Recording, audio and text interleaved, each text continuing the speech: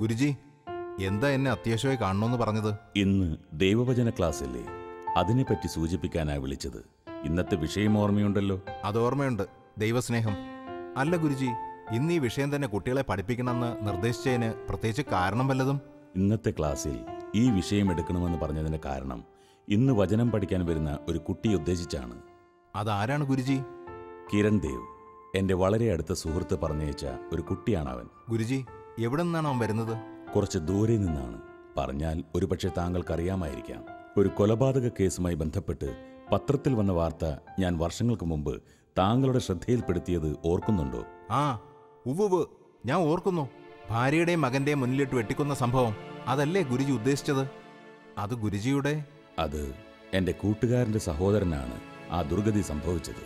എന്നിട്ട് അവരിപ്പോ എവിടെയാണ്?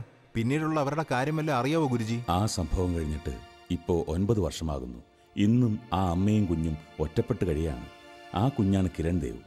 അവന് 5 വയസ്സ് മാത്രമാണ് അന്ന് പ്രായം. അതിനുശേഷമുള്ള അവന്റെ ജീവിതം വല്ലാത്ത തകർച്ചയിലാണ്. ആ സംഭവം പത്രത്തിൽ വായിച്ചപ്പോൾ തന്നെ എനിക്ക് വേദനയുണ്ടായി. പിന്നെന്തുണ്ടായി? ഒരു പൂർവ്വവൈരാഗ്യത്തിന്റെ പേരിൽ നടന്ന ഒരു കൊടും ക്രൂരത. അതുകൊണ്ട് അനാഥമായ കുടുംബം. അത് ചെയ്തയാൾ ഇപ്പൊ ജയിലിലായിരിക്കും അല്ലേ? തെളിവുകളുടെയും സാക്ഷികളുടെയും അഭാവത്താൽ കോടതി ശിക്ഷിക്കാതെ വെറുതെ വിട്ടു. അതിനുശേഷമുള്ള അയാളുടെ ജീവിതം വളരെ വേദനാജനകമാണ്. അതെന്ത് പറ്റി ഗുരുജി? ഞാനൊരു ആശുപത്രി സന്ദർശന വേളയിലാണ് അയാളെ പരിചയപ്പെട്ടത്. അയാൾ ഇന്ന് ഒരു മാരകരോഗത്തിനടിമയായി ഒരു പുനരധിവാസ കേന്ദ്രത്തിൽ പശ്ചാത്താപത്തോടെ ദിവസങ്ങൾ കഴിച്ചു കൂട്ടുന്നു. അതിരിക്കട്ടെ, ആ കിരൺ ദേവിന്റെ മാനസികാവസ്ഥ ഇപ്പൊ എങ്ങനെയുണ്ടെന്നറിയാവോ? അവൻ വലിയ പ്രതികാര ചിന്തയോടെയാണ് കഴിയുന്നത്. അതുകൊണ്ട് പഠനത്തിനും ജീവിതത്തിലും ഒരു ശ്രദ്ധയുമില്ല. അതെന്ത് പറ്റി? അവന്റെ അച്ഛനെ കൊന്നവർക്ക് തക്ക ശിക്ഷ കിട്ടാഞ്ഞതിനാൽ അവനിൽ അമർഷമുളവാക്കി. ദൃശ്യമാധ്യമങ്ങളിലെ പ്രതികാര രീതിയുടെ സ്വാധീനമായിരിക്കാം. അച്ഛൻ്റെ കൊലപാതകിയെ പറ്റിയുള്ള ചിന്തയാണ് അവൻ്റെ മനസ്സിൽ. അവൻ്റെ മനസ്സിലുള്ള ആ മുറിവ് ഓരോ ദിവസം കഴിയുന്തോറും വലുതായിക്കൊണ്ടിരിക്കുക. അവൻ ആ സംഭവം ഇപ്പോഴും മറന്നിട്ടില്ല എന്ന് എങ്ങനെ മനസ്സിലായി? ക്ലാസ്സിൽ അവനൊരു ശ്രദ്ധയുമില്ല. ഏതു സമയത്തും എന്തോ ആലോചിച്ച് ഒറ്റയിരിപ്പാണ്. അവൻ്റെ കയ്യിൽ കിട്ടുന്ന പണം മുഴുവൻ സ്വരൂപിച്ച് വെക്കുകയാണ്. എന്തിനാണ് അവനിങ്ങനെ പണം ശേഖരിക്കുന്നത്?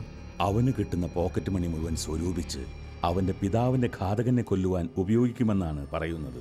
യേശുക്രിസ്തുവിൻ്റെ സ്നേഹ സന്ദേശത്തിലൂടെ അവൻ്റെ മനസ്സിലെ പ്രതികാര ചിന്ത മാറ്റിയെടുക്കുവാൻ നമുക്ക് കഴിയും.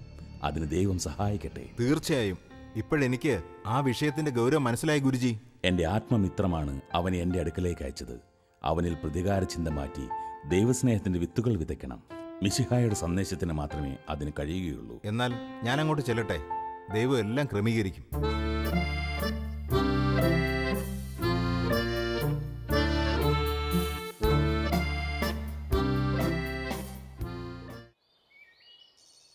ദൈവസ്നേഹം വർണ്ണിച്ചിടാം വാക്കുകൾ പോരാ, നന്ദി ചൊല്ലി തീർക്കുവാനേ ജീവിതം പോരാ. ദൈവസ്നേഹം വർണ്ണിച്ചിടാം വാക്കുകൾ പോരാ, നന്ദി ചൊല്ലി തീർക്കുവാനേ ജീവിതം പോരാ. കഷ്ടപ്പാടിൻ കാലങ്ങളിൽ രക്ഷിക്കുന്ന സ്നേഹമോർത്താൽ എത്ര സ്തുതിച്ചാലും മതി വരുമോ. ദൈവസ്നേഹം വർണ്ണിച്ചിടാൻ വാക്കുകൾ പോരാ, നന്ദി ചൊല്ലി തീർക്കുവാനേ ജീവിതം പോരാ. ഇപ്പൊ പാടിയ പാട്ട് എല്ലാവർക്കും ഇഷ്ടമായോ? ഒത്തിരി ഇഷ്ടായി. ഞങ്ങൾക്ക് ഒത്തിരി ഇഷ്ടമായി. എന്താ കിരണിന് മാത്രം ഒരു മൗനം? ഒന്നുമില്ല മാഷെ. മാഷെ, കിരൺ ആരുമായും ഒരു മിണ്ടാട്ടവുമില്ല. എപ്പോഴും ഒരേ ഒരു ഇരിപ്പാ. ശരിയാ മാഷെ, കിരണിന് ഏതു സമയവും ഈ മൗനം മാത്രമേ ഉള്ളൂ. അതോ കിരണിന് ഞങ്ങളോട് മിണ്ടാൻ വല്ല ബുദ്ധിമുട്ടുണ്ടോ? ഒക്കെ ശരിയാവും. നമുക്ക് നമ്മുടെ ഇന്നത്തെ വിഷയമായ ദൈവസ്നേഹത്തെക്കുറിച്ച് ചിന്തിക്കാം. സകല മനുഷ്യർക്കും മാതൃകയാക്കാൻ കൊള്ളാവുന്ന ഈശോ നമുക്ക് കാണിച്ചു തന്ന ശ്രേഷ്ഠമായ മാതൃകയാണത്. തന്റെ ശിഷ്യനായി 3.5 വർഷം ഉണ്ടായിരിക്കുകയും ഒടുവിൽ തന്നെ ഒറ്റിക്കൊടുക്കാൻ നിശ്ചയിച്ച് തയ്യാറായി നിന്ന യൂദാസിനെ മനസ്സിലാക്കിയിട്ട് പോലും ഈശോ യൂദാസിനെ സ്നേഹിത എന്ന് വിളിച്ചു. ആ ദൈവസ്നേഹം എത്ര മഹത്തരമാണ്! ഈശോയുടെ ആ സ്നേഹം എത്ര ശ്രേഷ്ഠമാണ്! നമ്മൾ നമ്മുടെ ശത്രുവാണെന്ന് മനസ്സിലാക്കിയ ഒരുവനോട് ഒന്ന് നോക്കുവാനോ സംസാരിക്കുവാനോ മനസ്സ് കാണിക്കുന്നില്ല. ഓർക്കുക, തന്നെ എക്കാലവും ഇല്ലാതാക്കാൻ പദ്ധതികൾ ആസൂത്രണം ചെയ്തിരുന്ന യഹൂദരോടൊപ്പം ചേർന്ന് തന്നെ ഒറ്റിക്കൊടുക്കാൻ തയ്യാറായ യൂദാസിനെയാണ് സ്നേഹിത എന്ന് വിളിച്ചത്. ഈശോയുടെ സ്നേഹത്തിന്റെ ആഴം എത്ര വലുതാണല്ലേ? ശരിയാ കുട്ടികളെ. ക്രൂരമായ പീഡനമേറ്റ് കുരിശി കിടക്കുമ്പോൾ അതിലേക്ക് തന്നെ വലിച്ചഴച്ച മുഴുവൻ സമൂഹത്തോട് ക്ഷമിക്കുവാനും അവരുടെ കുറ്റത്തിനു വേണ്ടി പിതാവിനോട് ക്ഷമയാചിക്കുകയും ചെയ്തതാണ് യേശുവിൻ്റെ സ്നേഹത്തിൻ്റെ ആഴവും ശക്തിയും. ഈശോയുടെ സ്നേഹവും ആർദ്രതയും എത്ര ഉന്നതമാണ്! എന്താ കിരൺ മൗനമായിരിക്കുന്നത്? അത് മാഷേ, എനിക്ക് പറ്റില്ല, എനിക്ക് പോണം, പ്ലീസ്. എന്തുപറ്റി ദൈവസ്നേഹത്തെക്കുറിച്ച് കേട്ടപ്പോ? മാഷേ, ഇതൊന്നും എനിക്ക് ഉൾക്കൊള്ളാൻ കഴിയുന്നില്ല. നമ്മെ ദ്രോഹിച്ചവരോട് ക്ഷമിക്കുവാൻ എനിക്കതിന് കഴിയില്ല മാഷേ.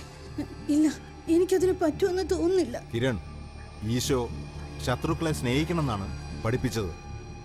മറ്റുള്ളവരെ കൊല്ലാൻ കഴിയുന്ന ആറ്റം ബോംബിനേക്കാൾ ശക്തമാണ് സ്നേഹത്തിൻ്റെ മഹത്വം.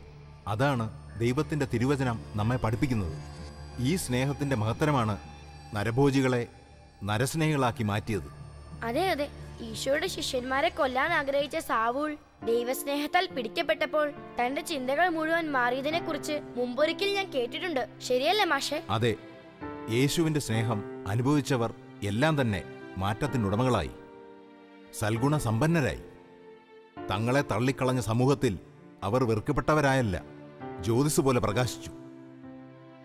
മാഷേ, എനിക്ക് അത്യാവശ്യമായി ഗുരുജിയെ ഒന്ന് കാണണം. കുറച്ച് കാര്യങ്ങൾ പറയണമെന്നുണ്ട്. എന്തോ എന്റെ ഹൃദയത്തിന് വല്ലാത്തൊരു അസ്വസ്ഥത.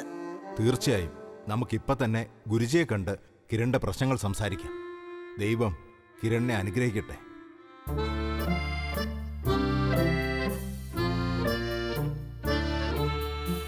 ഗുരുജി, കിരണിന് ഗുരുജിയോട് ചില കാര്യങ്ങൾ പറയാനുണ്ടെന്ന് പറഞ്ഞു. അതുകൊണ്ടാണ് ഇവിടേക്ക് വന്നത്.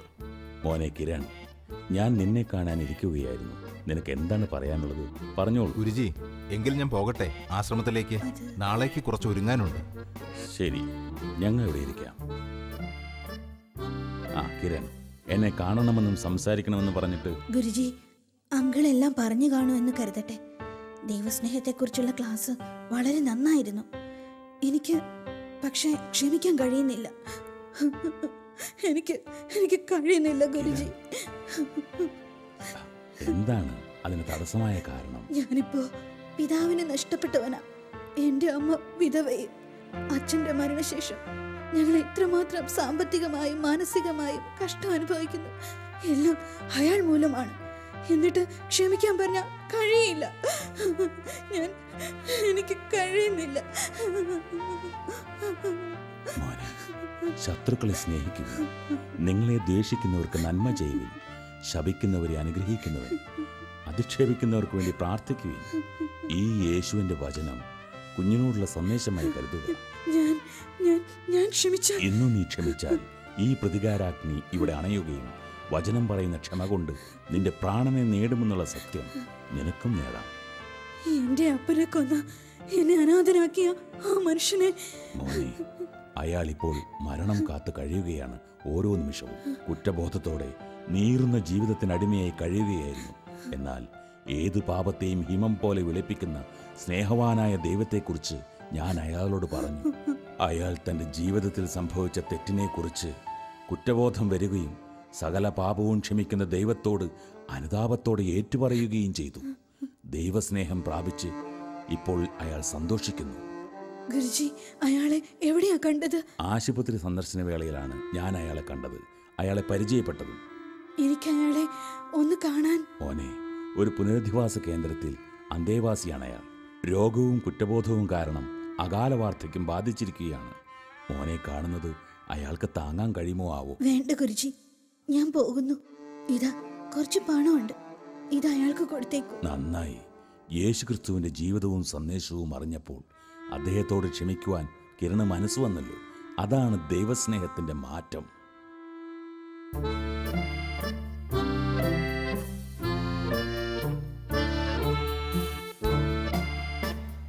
ഗുരുജി,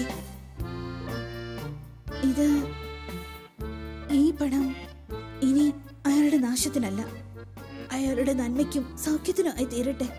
ഗുരുജി, ഇത് അങ്ങ് കൊടുത്തേക്കും. ഞാൻ പോകുന്നു. എനിക്ക് എൻ്റെ അമ്മയെ കാണണം. ഇനിയുള്ള ജീവിതത്തിൽ അമ്മയ്ക്ക് സമാധാനം നൽകുന്നതാകണം. കിരൺ, നിന്റെ ഉത്കൃഷ്ടമായ ഈ തീരുമാനം മാതൃകാപരമാണ്. ദൈവം ഇതാണ് നമ്മിൽ നിന്നും പ്രതീക്ഷിക്കുന്നത്. നമ്മൾ കർത്താവിന്റെ വചനം അനുസരിക്കുമ്പോൾ നാം ദൈവത്തിന് പ്രിയമുള്ളവരാകുകയാണ്. പകയും വിദ്വേഷവും പരസ്പരം അകറ്റാനേ കഴിയൂ. അത് സമൂഹത്തിന് നന്മയല്ല, തിന്മയെ നൽകൂ. കിരൺ, നിന്നിലൂടെ അനേകർ നന്മയിലേക്ക് വരുവാൻ ദൈവം സഹായിക്കട്ടെ. നന്ദി ഗുരുജി, ഞാൻ പോകട്ടെ.